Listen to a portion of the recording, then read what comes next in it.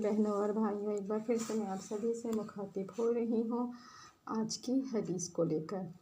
तो जैसा कि हम सभी जानते हैं, अल करीम हमारे नबी को जो भेजे थे हमें सही रास्ता दिखाने के लिए, जायज़ बात बताने के लिए और उस पे चलने के लिए, हम लोगों को हौसला अफजाई करने के लिए। हम सभी जानते हैं तो हदीस हम सभी के लिए है, रोज़मर्रा की ज़िंदगी के लिए है। तो हम सभी को हदीस को अधिक से अधिक जानना चाहिए, क्या करना है, कैसे करना है, किस तरह, किस समय, और अपनी ज़िंदगी में अमल करना चाहिए। तो देखते हैं आज हम लोग कि आज की हदीस क्या है।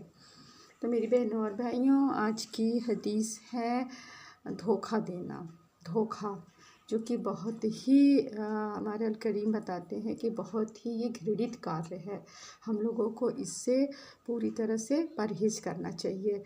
जैसा कि हदीस में एक जगह ये रिवायत आती है, जो कोई हमारे विरुद्ध हथियार उठाता है वो हम में से नहीं है, और जो कोई हमें धोखा देता है वो हम में से नहीं है। तो मेरी बहनों और भाइयों, एक मोमिन दूसरे मोमिन को धोखा दे, उसके खिलाफ़ हथियार उठाए, तो ये कतई मंजूर नहीं है हमारे अल करीम और हमारे नबी को। हमें इससे बिल्कुल बच के रहना चाहिए, दूर रहना चाहिए। और जैसा कि हम सभी जानते हैं कि जो हमारा इस्लाम है, इस्लाम का जो कानून है, इसमें खून खराबा, फितना एक बहुत ही संजीदा एक अपराध बताया गया है। बहुत ही संजीदा, बहुत ही गंभीर ये एक अपराध बताया गया है। कुरान शरीफ में अल करीम उन लोगों को धमकी देते हैं जो किसी भी कोई मोमिन एक दूसरे मोमिन को अन्यायपूर्वक मारता है। तो जो कोई, जैसे कि कुरान शरीफ में एक आयत इस तरह से आती है जो कि हिंदी में है, जो कोई जानबूझकर किसी मोमिन की हत्या करे तो उसका दंड नरक है, जिसमें वो सदैव रहेगा। अल्लाह उससे क्रोधित हो चुका है, उस पर लानत भेजी है और उसके लिए बड़ी सज़ा तैयार कर दी है। ये कुरान की एक आयत है।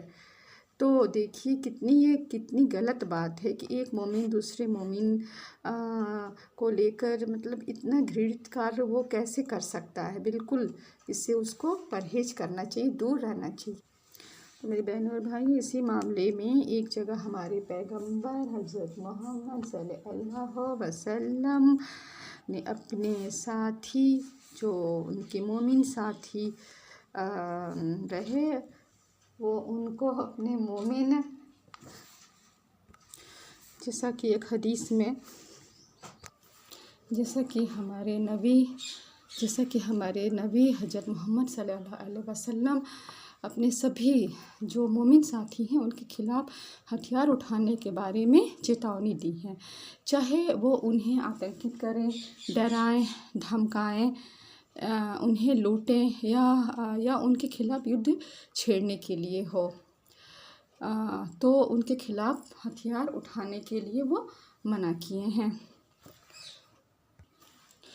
पैगंबर आगे वो डिटेल में बताते हैं कि कोई भी मोमिन अगर इस घृणित कार्य को करेगा तो ऐसे व्यक्ति को मोमिन के मार्ग में चलने वाला, मोमिनों के मार्ग में, मुसलमानों के मार्ग पे चलने वाला नहीं माना जाएगा। तो ये तो रही मेरी बहनों और भाइयों कि एक मोमिन अपने दूसरे मोमिन के खिलाफ़ ऐसा कोई भी घृणित कार्य नहीं कर सकता, नहीं करना चाहिए उसे, जिसके लिए हमारे अल करीम और हमारे नबी मना किए हैं, सख्त मना किए हैं।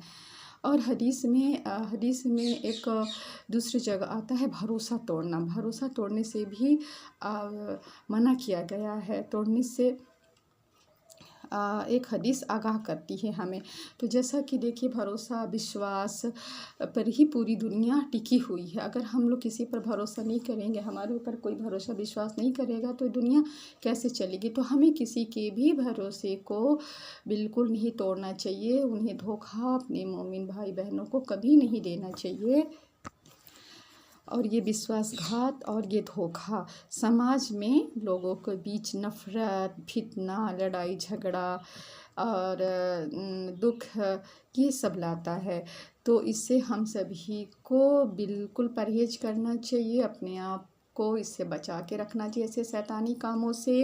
तो इस हदीस में हमारे पैगंबर हज़रत मोहम्मद सल्लल्लाहु अलैहि वसल्लम ने चेतावनी दी है कि कोई भी मोमिन मुसलमान के साथ अगर धोखा करता है, विश्वासघात करता है, चाहे वो किसी भी तरह से हो, तो वह व्यक्ति इस्लामी मार्गदर्शन या फिर हमारे पैगंबर हज़रत मोहम्मद सल्लल्लाहु अलैहि वसल्लम के मार्ग का बिल्कुल अनुयायी हो ही नहीं सकता। तो इस तरह से मेरी बहनों और भाइयों, देखिए यहाँ पे कितनी संजीदा बातें बताई गई हैं इस हदीस में कि हमें फितना से, धोखेबाजी से, विश्वासघात से बिल्कुल दूर रहना चाहिए। इससे समाज में लड़ाई झगड़ा, खून खराबा, ये सब इसकी ये पैदाइश होती है, जो कि हमारे अल करीम और हमारे नबी इस सब से बिल्कुल हमें बचने के लिए कहते हैं। तो अब इसी के साथ मैं आप सभी से इजाज़त चाहती हूँ। अल करीम हम सभी को हर ऐसी बात जो कि हमारे लिए काफ़ी अजाब का काम कर सकती है और समाज में भी काफ़ी गलत प्रभाव डाल सकती है, हमें शैतानी ऐसे कामों से दूर रहने की, अच्छी से अच्छी बात जानने, समझने, अमल करने की तौफीक दें। इंशाअल्लाह हमारी ज़िंदगी कामयाब होगी। अल्लाह हाफ़िज़, खुदा हाफ़िज़।